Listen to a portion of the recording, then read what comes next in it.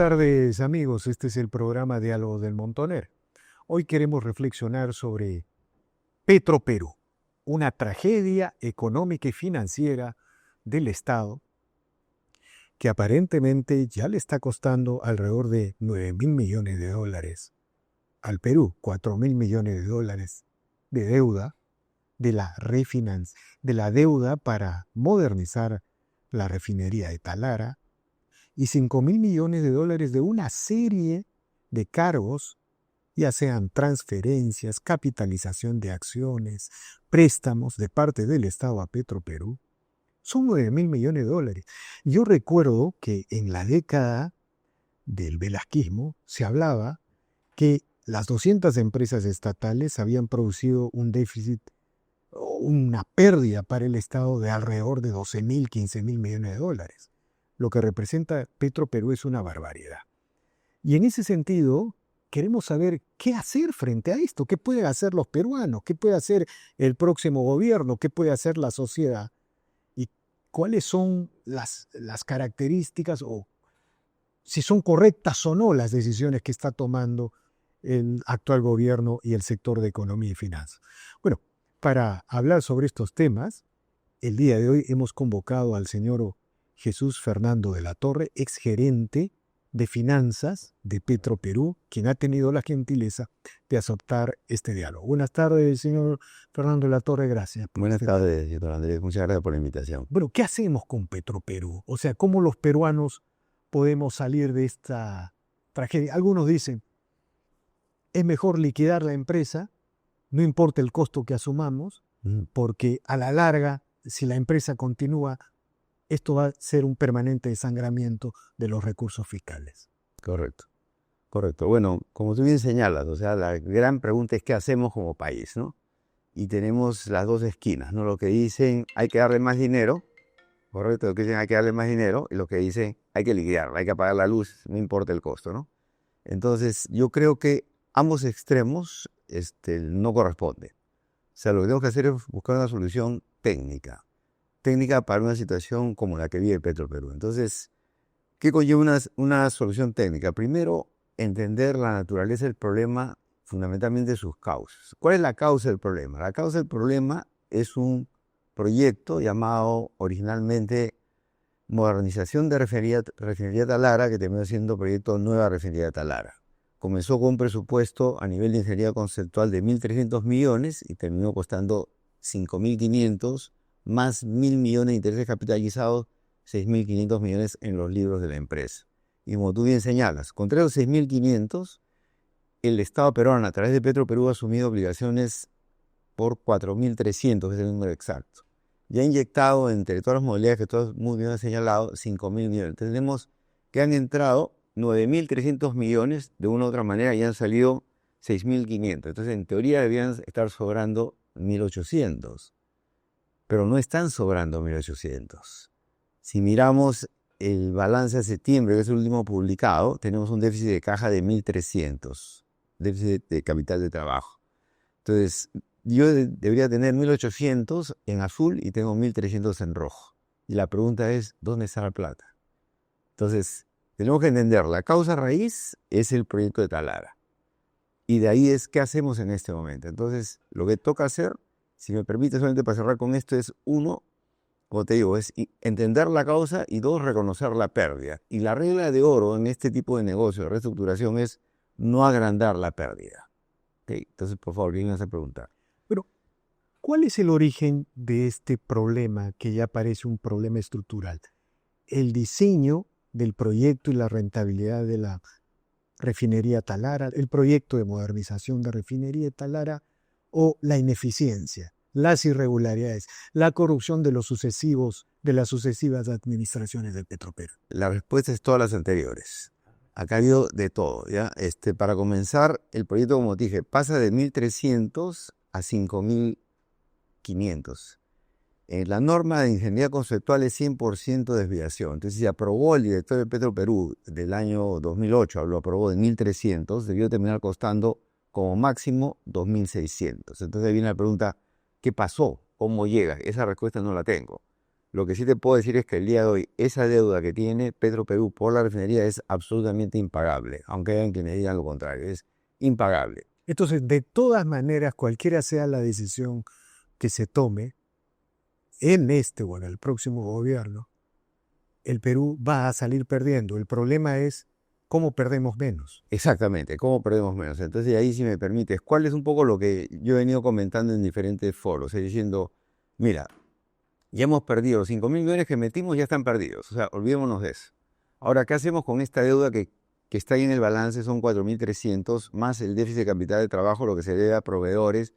Hay proveedores que tienen más de 4 meses de atraso, Víctor Andrés. Eso afecta a la zona de Talara. O sea, hay compañías proveedoras de Petroperú que no pueden pagar sus planillas. Hay subcontratistas que no pueden pagar sus planillas y ese es un impacto social directo. Entonces no se puede ignorar. Entonces, ¿qué hacemos ante esto? O sea, ¿el Estado tiene que entrar a tallar? Sí, tiene que entrar a tallar. Pero, a diferencia de los rescates anteriores, lo que yo recomiendo es que el Estado, ok, perfecto, tengo este problema, lo tengo que solucionar, es mi problema, no lo puedo evitar. Pero lo que voy a hacer es tomar algo a cambio. Entonces, yo te voy a dar garantías, Petroperú, no más dinero, te voy a dar garantías para la deuda que tienes para que se pueda refinanciar, pero tú me vas a dar como contragarantía acciones clase B, que son las acciones que, de acuerdo a los estatutos de Petroperú, son vendibles al público, a terceros, a privados. Esas acciones yo las pongo en un fideicomiso de garantía. Si tú, Petroperú, durante los años que vienen, generas la caja para recomprarlas, enhorabuena. Si no generas, cuando yo termine de pagar tus deudas, lo que voy a hacer con esas acciones es venderlas. ¿Quién privatizó Petroperú? ¿El gobierno? No, te privatizaste tú solo.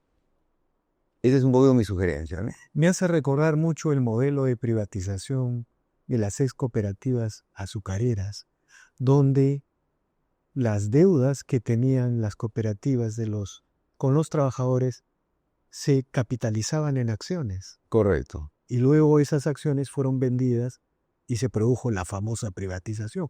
Bueno, en este caso, el Estado apuntaría a un proceso de privatización, digamos, racional, organizada y que se convertiría en inevitable por la propia acción. Nuevamente depende. ¿Por qué depende? Tú mencionaste una serie de cosas que han estado pasando y siguen pasando, sobre todo irregularidades. O sea, Petroperú es una organización enferma. Tiene dentro lo que se ha estado mencionando como cofradías, que son, para efectos prácticos, organizaciones criminales, que lucran bajo la mesa a expensas de la empresa. Entonces, han estado haciendo eso por muchos años. Lo que sucede es que ahora, como el zapato aprieta, esas cosas saltan a la vista. Pero ellos quieren seguir con lo mismo. Entonces, meterse a expurgar, este es bueno, este es malo, es muy complicado. Mejor simplemente digo, ok, perfecto, yo de Estado te garantizo y tú ve cómo generas la plata para recomprar estas acciones. No las compras, no las recompras, yo las vendo a un tercero. Yo no te privaticé, te privatizaste solo. ¿Por qué? Porque seguiste robando. Seguiste durmiendo en tu escritorio. Creo que esta propuesta es una de las pocas veces que usted lo ha planteado como tal, ¿no? O en todo caso, si la ha planteado un poco escondida en medio de una serie Correcto. de argumentación y, bueno, en una serie de denuncias y contradenuncias que ocultan el problema de fondo. Porque, digamos, cada vez que uno trata de Petroperú, se acumulan las denuncias. Y finalmente, todo se vuelve un asunto judicial cuando estamos ante un problema económico de envergadura para cualquier gobierno, para cualquier modelo económico. Entonces, en ese sentido, yo quiero preguntarle, este decreto supremo del sector de economía y finanzas, que un poco, no sé cómo llamarlo, secciona los diferentes componentes de la corporación Petroperú. Este decreto de urgencia que han sacado es el 010-2025, que ha levantado mucha bulla en el entorno político, en el entorno financiero, en el entorno comercial, incluyendo la rebaja de calificación de riesgo de la empresa por la calificadora Moody's. Es un decreto, en mi opinión, bien intencionado, pero pobremente redactado, de manera muy escueta, y al ser escueto se presta ambigüedades. Entonces, cada uno lo interpreta a su manera.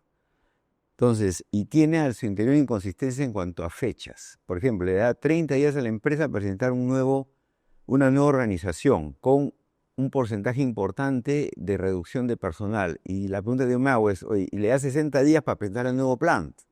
al consultor que acaban de contratar. Te digo un momentito, si yo soy la empresa y no sé qué planean hacer conmigo, ¿a quién despido y con quién me quedo? Si no sé cuál va a ser el modelo de negocio. En mi opinión, y nuevamente, eso ya es mi opinión personal, yo creo que Petroperú tiene una historia probada como comercializador de combustible, llega a donde veían los privados, o sea, toda esa parte está perfecta, pero en este tema de Talara ha fracasado rotundamente. La refinería desde que arrancó, lo único que ha generado son pérdidas. Entonces, ¿qué dicen ahora? Bueno, ahora está generando menos pérdidas, está bien, pues sigue generando pérdidas. Entonces, al interior hay un misterio. Nadie sabe cómo funciona, si funciona. Esa es la unidad de FlexiCoking, que es el activo más caro del proyecto. Entonces, lo primero que hay que hacer, y es lo que debería estar haciendo ahorita el gobierno vía Proinversión, es poner un equipo que diagnostique cuál es el estado técnico de la refinería. Antes de hablar de reestructuración de finanzas, antes de hablar de separación de bloques. O sea, ¿cómo separo bloques si no sé lo que tengo? Entonces deberían evaluar qué otras cosas tiene, qué otras cosas tiene que funcionar, qué tiene que no funciona. El concepto de Flexicop, ¿puede explicarle usted a nuestros... Bueno, yo no soy ingeniero, lo que sé que es la unidad más cara de toda la más sofisticada, y lo que hace es permite que se procesen petróleos de muy bajo precio, muy bajo costo por su calidad y puedan obtener combustibles de alto precio. Entonces, eso en resumen hace. Si esa unidad no funciona y se le mete petróleo de baja calidad, que es lo que han estado haciendo, se genera lo que se llaman residuales. Y el residual se vende en el mercado a un precio menor al del petróleo crudo. Por eso que han registrado 2.000 millones de pérdidas entre el año 2023 y 2024, y parte del 2025, ¿no? Entonces, ese es el gran misterio. Si yo no sé qué tengo, o sea, ¿cómo es que yo comienzo a hablar de seccionar en bloques? Nuevamente, o sea, estamos yendo, yo creo, poniendo la carreta delante de los caballos. O sea, primero tenemos que entender, o sea, qué cosa hay acá que vale seccionar. Porque como el decreto es ambiguo, es amplio, habla de la ley de creación de Proinversión. El que lo dice, bueno, Proinversión también liquidaba empresas, Proinversión también remataba fierro. Entonces, nuevamente, se interpreta de diferentes maneras. Yo entiendo que el espíritu del MEF no es rematar cosas. Ahora, ¿se puede concesionar esta refinería? Totalmente. Lo mejor que se podría hacer y lo que debería hacer en eso es mantener una parte de Petroperú en la comercialización, correcto, por ejemplo, y reconcesionar la refinería de Talara. ¿Por qué? Te explico por qué.